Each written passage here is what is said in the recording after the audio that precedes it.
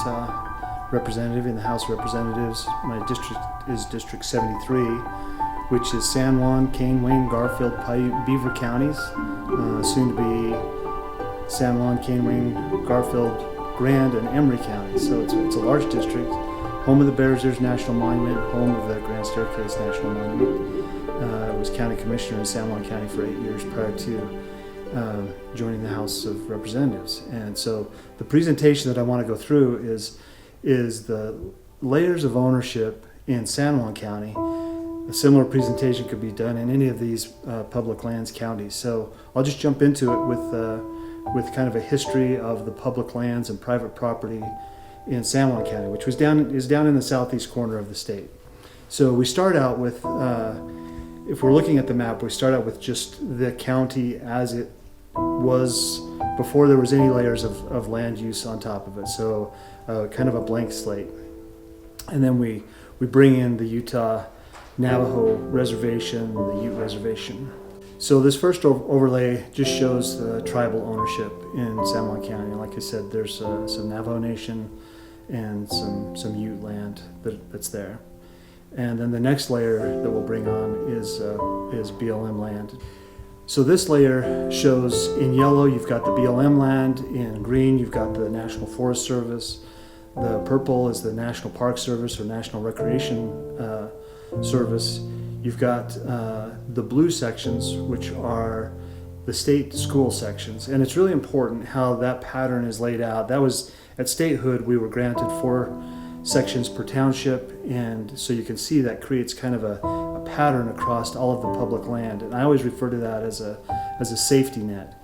If I were playing the game of Risk and I had all of the yellow property, all of that federal land, I would want to get the blue sections out of there so that I would have more control. And that's exactly what's happening in these counties right now, is they would like to get the blue sections out of there so that they could have that control. And of course, if you're living in one of these public lands counties, you rely on public lands for your jobs and your extraction, your grazing, recreation, all of those things. So getting rid of the state's ownership could be a really a bad precedent to set, because you then are just kind of living in this federal territory that can be really challenging. So as part of the National Park Service, you've got, of course, Lake Powell, which makes up the entire west border of San Juan County, and got Natural Bridges National Monument there, kind of in the middle of the county. These next few layers are mining claims and mineral deposits that are known within the county. San Juan County at one time was the second highest centrally assessed valued county in the state, but that's back when they were mining uranium and oil and gas, and this is the uranium claims that are in the county. This overlay is the oil and gas, and you can kind of see down in the bottom corner the Aneth oil fields, some of the oldest oil fields in the United States, and definitely the oldest oil fields in Utah, still producing to this day. And then you can see those spread out across Cedar Mesa. One of the popular narratives with the environmentalist community is that there's no wealth in the Bears Ears National Monument, so we're not giving up anything, but that clearly is not the case. This overlay is just some existing mining claims. So here's where we start to see what you would call layers of protection. The federal land is already under federal management. They have the master leasing plans on BLM that basically restrict extraction in those areas. You have all kinds of layers of protection that are built right into the federal land ownership. But now they come in with an additional layer, which is wilderness study areas, wilderness areas, primitive areas, as you can see there down by Grand Gulch, and those things overlay on top of the existing landscape. And the environmentalists like those because they bring in more of a permanent restriction on oil and gas or any of the extraction industries. So you've got these layers of protection, and most notably in this picture, you see the white area is the private property. Most of that out on the east side of Monticello, a large section of private property. You get down to Blanding, and I always say with Blanding, it's kind of an island of private property and an ocean of public land. Of course, with the private property, you have some oil and gas extraction, you have leasing of mineral rights and some activity there. As if we didn't have enough protections on all the federal land, then they come in with endangered species designations, and you'll see with this next slide exactly where the sage-grouse designation lands. So that the sage-grouse designation comes in right on top of the private property. In fact, the contours are going in and out of the public land, so the public land isn't inside the sage-grouse habitat. And what they say is this is the actual historic habitat of the sage-grouse, going back thousands of years before any of these other designations existed. So I like a quote from Oliver Wendell Holmes that kind of, to me, illustrates this. And he said, even a dog distinguishes between being kicked and being tripped over. And this feels like a very deliberate attempt to shut down any possible economic activity in a county.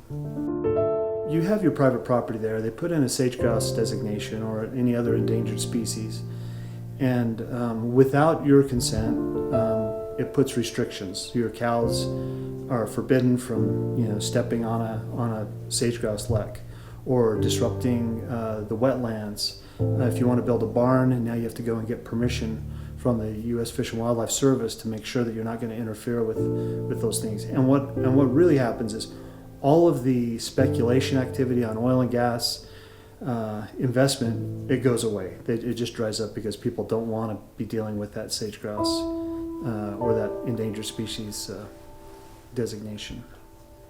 And with these designations, it doesn't necessarily mean that there are actual sage-grouse there. It just means that it could be suitable habitat. And in this area, there are very, very few sage-grouse, if any, but it could be suitable habitat, so it gets designated.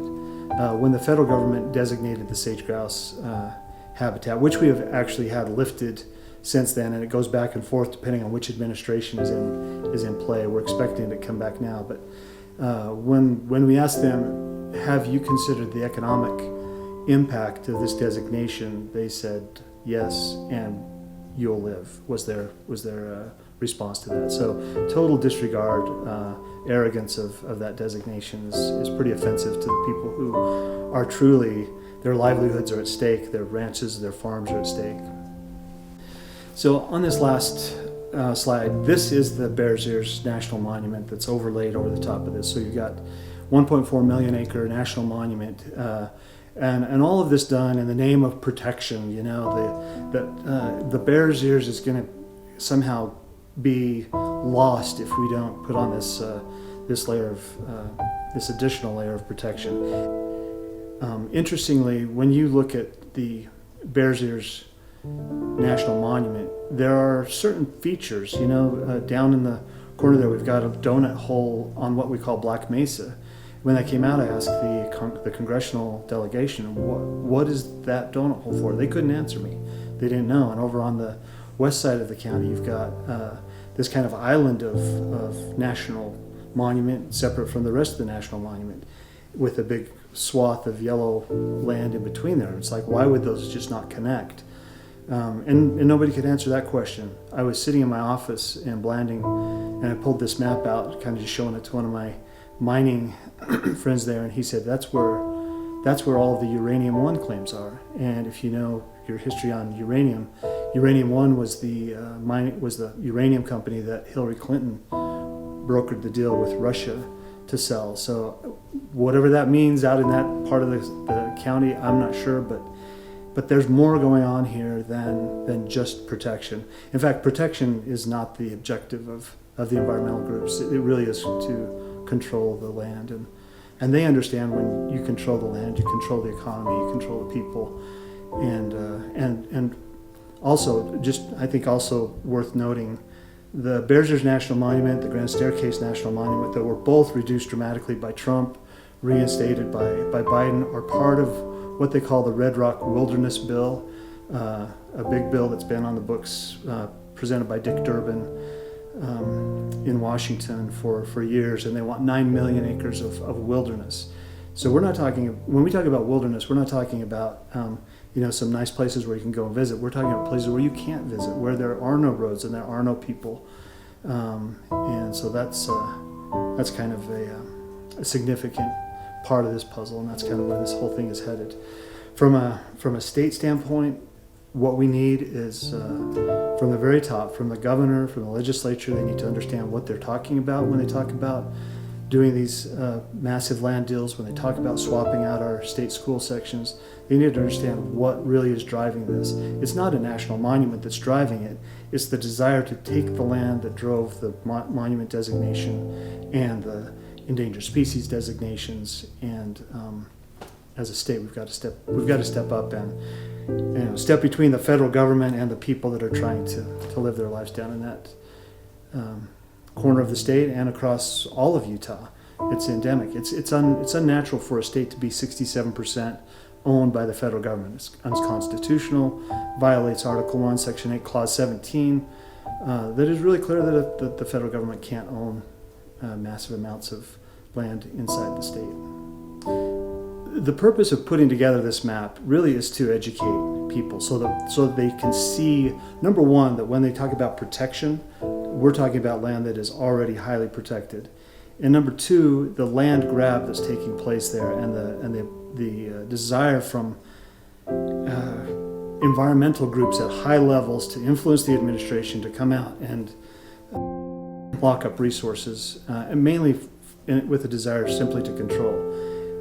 My objective as a state legislator is for people to have the tools to refute the arguments when they come along. When someone says, well, we just need to protect Bears Ears, for people to say, Bears Ears is far from endangered. It's been there for a very, very long time. The locals obviously have cared about it, or it would be destroyed without this designation. And in fact, the things like designating a national monument bring tons of visitation, put a lot of stress on the very assets that these groups are claiming to want to protect.